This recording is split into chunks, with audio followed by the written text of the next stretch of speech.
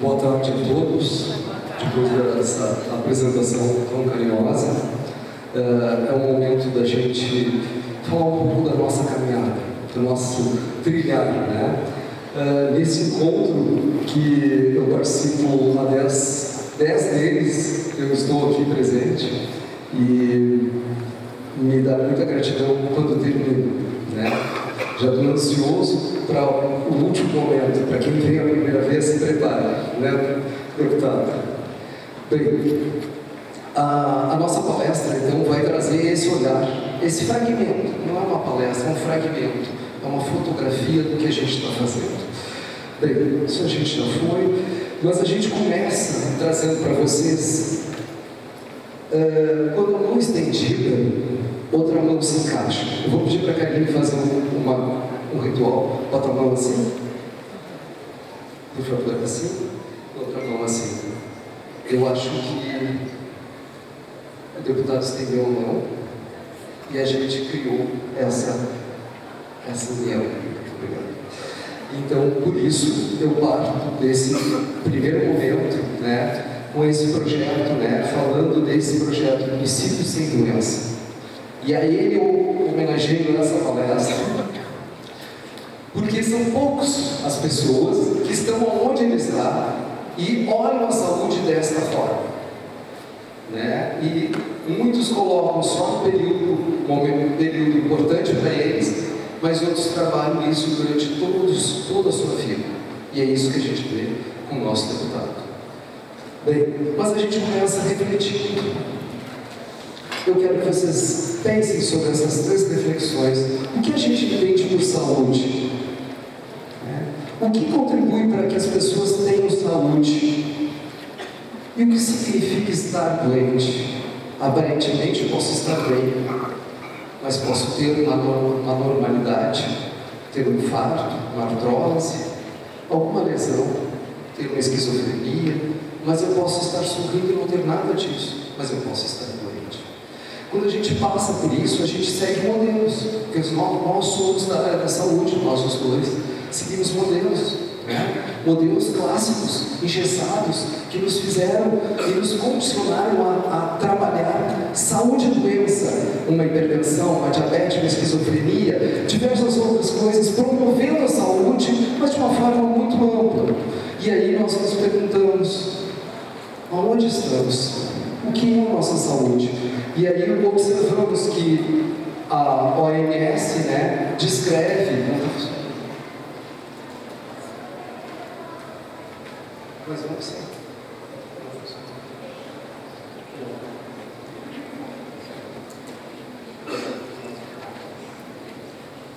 Então, a OMS, a Organização Mundial da Saúde, descreve, colocou que olhar a saúde para saber o que é saúde, o que envolve saúde. A gente pode lembrar que a gente pode ter uma temperatura alterada, né? Ter alguma alteração, né? Ligada à garganta, né? Alguma enfermidade. Mas a gente pode ter ausência disso. Podemos estar doente aqui dentro, estar doente de alma, né? E essa saúde, eu preciso buscar isso. E é isso que a Organização da Saúde pediu para nós, que cuidamos da saúde, olharmos os nossos pacientes, as pessoas que nós tratamos desta forma, olhar buscando bem-estar, buscando o olhar mental, físico, porque temos patologias, buscar olhar o envolvimento, porque nós estamos numa sociedade, não vivemos isolados, estamos numa sociedade, sofremos há pouco agora várias situações, né? Pandemia, enchente, nos isolamos, né? Contribuímos, mas vivemos numa sociedade. Nós temos, vou puxar aqui um pouquinho, nós temos emoções aí associadas. Nós precisamos, então, a organização disse, olha o indivíduo de uma forma integral, biologicamente, psicologicamente, emocional, mas não esquece do espiritual. Temos espírito, temos o nosso espiritual, um de cada um, com respeito a cada um de vocês. Mas a gente tem que seguir, em saúde, uma declaração, a declaração de Al-Ata, que descreve olhar a saúde, cuidar da saúde, permitir que aquela pessoa possa ter esse olhar. Não aquele olhar de grandes relatos que a gente encontra de uma emergência, que o profissional não olha o rosto do paciente, não olha olho no olho do paciente e só prescreve alguma coisa para ele comprar ali fora, que vai ter um efeito momentâneo. E aí, a saúde integral, para a gente responder as perguntas, o que é? É esse olhar, né? O cuidado vitalista, o sujeito como um todo, o sujeito do fio acabando no dedão do pé, envolvendo tudo. Quando a gente pensa, e eu vou usar um exemplo simples, essa perna, passado, presente e futuro, essa articulação, eu posso ter uma artrose, eu posso ter uma lesão aqui, mas isso pode estar associado às minhas emoções, né? E aí a gente chega nelas, que vem para associar, para olhar, para ser sinérgicas. E na saúde hospitalar é esse o intuito. Nós não queremos excluir nada, nenhum dos protocolos, nós queremos agregar, e é isso que a gente está propondo lá. E aí a gente tem, né, as diversas práticas, que todos nós sabemos bem, e algumas delas nós inserimos dentro do hospital. E essa caminhada dentro do hospital, há 2 anos atrás, com fomentos, eu estou num hospital, e a Carolina também, a Associação Hospitalar Vila Nova, um hospital 100% custeado pelo SUS, eu tive que partir do zero, né, assumir a coordenação, né, para montar esse setor do zero. E aí a gente tem que buscar fomentos e entender essa estrutura. Entender a estrutura através da Política Nacional de Práticas Integrativas e Complementares. Como é que funciona isso? Exatamente a política no nosso Brasil. Como fazemos para implantar o serviço? Com elaboração de vários projetos, várias propostas. Criamos procedimentos operacionais para todos os processos, validados a cada 6 meses. Criamos, além dos protocolos, anamnésias. Aqui vem uma. Usamos apoio de diversas instituições que trabalham com as PICs para nos dar base, para a gente poder criar isso. Então criamos isso. Porque o nosso foco são eles. Somos nós, são vocês, somos nós. É todos esses postinhos. Nós queremos o bem-estar total. Então é esse hospital que aceitou esse desafio dado pelo deputado da trajetória. Esse hospital, que é um hospital que está nesse ano fazendo 60 anos e que tem uma história linda de reconstrução, né, de abrangência no nosso município e outros municípios e custeado pelo SUS. E aqui eu também tenho que fazer uma homenagem, né, a um doutor Dalmolin, diretor-presidente do hospital, um deputado, no momento em que nós tivemos uma visita do deputado lá, mostrando um pouco do nosso caminhar e da estrutura, né, do hospital. Então, como foi construído isso? A partir de todos os projetos, toda aquela estrutura do caminhar, a gente então montou uma estrutura de saúde integral. Usamos esse termo saúde integral porque muitos outros lugares, como na Bahia, que eu usei exemplo, já tinham o termo práticas integrativas. Então eu quis usar o termo hospitalar, seguindo uma estrutura mais para a gente manter o setor nesse olhar. Esse setor foi criado, um olhar para pacientes internados, para ambulatório e educação continuada. Eu poderia falar só isso e ser esse slide. E aí a gente pensou da seguinte forma: vamos entrar com a ozonioterapia. A ozonioterapia experimental, porque temos vários artigos e vários achados sobre elas e muitas discussões na mídia sobre ela. Então entramos com ozonioterapia em feridas, né, de diabéticos, feridas de pressão e outras feridas. Nós atendemos, e eu não vou chamar pacientes, vocês me desculpem, a gente tem tempo, infelizmente, no serviço. Então a gente tem tempo, eu não digo, eu atendo um paciente, eu atendo uma peça, pode ter um paciente 2 peças, 2 feridas. Eu tenho tempo, a minha enfermeira Alessandra deve estar aqui, né, que é o meu braço direito na ozonioterapia, ela tem um tempo, e ela tem uma carga horária de trabalho, e eu não trabalho com o paciente, eu trabalho com peças assistir esse paciente, né? Porque é um membro ou outro membro. Se é 2 membros, é 1 hora de atendimento. E aí eu não tenho muitos leitos a seguir na carga horária daquele dia dela. Então a gente tem o trabalho com feridas, e é importante dizer para vocês, nós temos 2 anos exatamente feitos agora no final de abril, tá? Nós estamos com 13.855 atendimentos, e a equipe é muito grande. Alessandra, onde tu está? Ela está lá atrás, uma salva de palmas para você.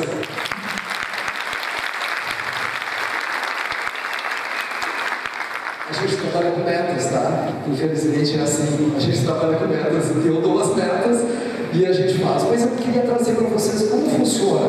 A gente fez uma parceria com a estrutura hospitalar, então o grupo de PEC faz a triagem, nós iniciamos com o grupo de PEC, que faz a triagem dos pacientes, a gente verifica se há pacientes que há viabilidade de utilizar a ozonioterapia, porque temos pacientes que não são viáveis. A partir disso, então eu vou nos prontuários, faço a análise do olhar da ozonioterapia para ver se nós mantemos as condições adequadas, se não há nenhuma contraindicação para que esses pacientes façam, e a partir daí então fazemos o tratamento protocolado enquanto está internado, são todos internados. Bem, a evolução após cada atendimento tem evolução do paciente, a gente consegue acompanhar isso, evolução de prontuário e acompanhar. Participamos de rounds dos pacientes.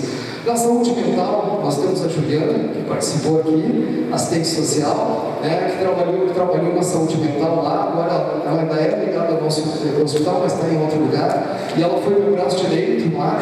Nós começamos com a aromaterapia e criamos os anéis de aromaterapia. Os anéis, eu não tinha como comprar um sistema de colar, como fosse um dente, né, específico que a gente coloca. A gente tem um anelzinho com algodão, tá? Com algodão, com um micropore, e criamos vários pacientes alcoolistas, vários pacientes com esquizofrenia, bipolaridade. Então eu fiz protocolos para isso. Nós estamos com um artigo, né, que está aí sendo avaliado para ser na publicação, mostrando isso. Enfim, eu já sei, mas conseguiu. Também estamos nos cuidados paliativos, tá? Os cuidados paliativos, o reiki, a acupuntura, tá? Os cuidados paliativos. E aroma, se os familiares permitirem. No ambulatório foi criado, vou passar 3 minutos, 4 no máximo. No ambulatório foi criado um ambulatório para que a gente pudesse divulgar a nossa área. Como? Nós temos em torno de 1.900 funcionários. É muito, só no hospital. Nós somos 10 hospitais, em torno de 30 unidades básicas, em torno de 10 lares de longa permanência, temos a CERTA, então temos um grande público de funcionários, mas só no hospital em torno de 1.900. Nós criamos um ambulatório cuidando de quem cuida. Isso foi um diferencial, tem vários lugares. E esse cuidando de quem cuida, a saúde integral entrou com um turno. No primeiro mês, a gente tinha uma consulta aqui ou outra. Hoje, se tu for agendar, eu falei com ela, a agenda agora é só de setembro. Nós estamos em 2 anos, 1 ano e meio, e nós já atendemos 1.500 pacientes. É melhor corrigir que não é nós. Esse só sou eu que atendo algumas práticas. E nós temos educação continuada, porque nós precisamos eu preciso estimular ao funcionário para poder divulgar aos nossos pacientes como é a vivência. Então ele vai cuidando e ele precisa entender sobre as práticas. Então nós temos palestras mensais para 4 turnos, manhã, tarde, noite e noite e meia. E temos cursos de capacitação, né? Então, a caminhada é grande. Vocês vejam aqui só trilhando, nós temos evoluções, fotos das nossas evoluções com ozonioterapia conferidas, a gente pode ver, lembrando, é sinérgico. Temos o tratamento convencional e a ozonioterapia entra sinergicamente para recuperar aquele paciente. Também temos lá no cuidando o reiki, a acupuntura, a auriculoterapia, né? Nós temos as palestras e os cursos de formação, né? Então, que só para ilustrar para vocês, né? Que vem para esse olhar. nós precisamos fazer a divulgação interna para eles serem nossos facilitadores para os nossos pacientes. Mas a gente chega ao final dessa forma. Nós precisamos estudar sempre muito. Nos permitir como profissionais da área da saúde, profissionais que querem cuidar do indivíduo como um todo. Para chegar nesse foco, eu preciso olhar essa direção, seguir todos os conceitos em saúde hospitalar. E a gente pensa dessa forma. Somos diversas mãos, somos diferentes. O sujeito, em sua singularidade e inserção sociocultural, buscando produzir atenção integral que compreende o seu biológico, psicológico, emocional e espiritualidade.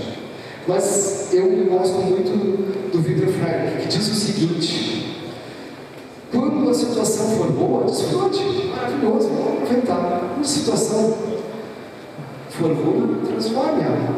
Vocês podem transformar em cada lugar de vocês. E quando a situação não der para transformar, a gente pode se transformar. Porque somos seres que somos adaptáveis. Neurologicamente podemos nos adaptar, nos modificar, e melhorar esse olhar. E eu agradeço demais a cada um de vocês.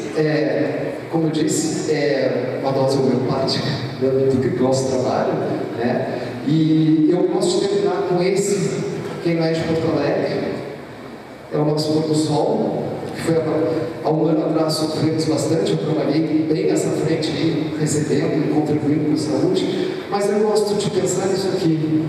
Eu não sei onde ele vai parar, eu quero ele. A gente tem limite, quando a gente nasce, a gente só tem a medida do lapidar. Alguém disse para vocês que vocês não são 7, não são 10? Alguém disse isso? Não.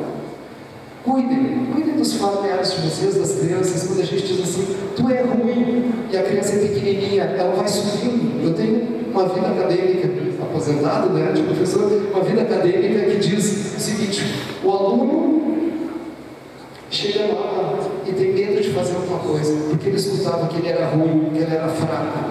Não tragam isso, atraem só pensamentos positivos. Muito obrigado.